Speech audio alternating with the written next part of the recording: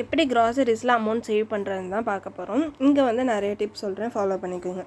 எப்பயுமே ஃபெஸ்டிவல் டயத்தில் போயிட்டு வாங்காதீங்க. கண்டிப்பாக அமௌண்ட் வந்து கொஞ்சம் கூட வச்சு தான் விற்பாங்க. அது எந்த ஃபெஸ்டிவலாக இருக்கட்டும், அதுக்கு சம்மந்தமான பொருட்களை அப்போ வாங்காதீங்க. அட்லீஸ்ட் ஒரு 10 டேஸ்லேருந்து 15 டேஸ்க்கு முன்னாடியே வந்துட்டு வாங்கி வைங்க. இப்போ ஆயுத பூஜை அப்படின்னா கண்டிப்பாக பொரி ரேட்டு அதிகமாக தான் விற்பாங்க. ஒரு 10 நாளுக்கு முன்னாடி நீங்கள் வாங்கினீங்க அப்படின்னா உங்களுக்கு கம்மியாக கிடைக்கும். எப்பயுமே க்ராசரிஸ் வாங்கி வைக்கும்போது கொஞ்சமாச்சும் அதிகமாக வாங்கி வைங்க. அப்போ தான் நெக்ஸ்ட் மந்த்துக்கு வந்து நம்மள்ட்ட அமௌண்ட்டு வந்து கம்மியாக இருந்தாலோ, இல்லை உடனடியாக நம்மளுக்கு தேவைப்பட்டாலோ, நம்மளுக்கு உடம்புக்கே முடியலைனாலும் அந்த நேரத்தில் வாங்க முடியல அப்படின்னாலும் உங்களால் மேனேஜ் பண்ண முடியும்.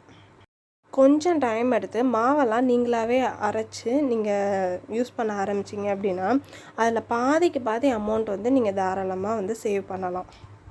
கேப்பை 1 கிலோ 40 ரூபான்னு வாங்கியிருக்கேன். பட் அரை கிலோ வந்து கேப்ப மாவே வந்துட்டு 55 ரூபாய்க்கு விற்கிறாங்க.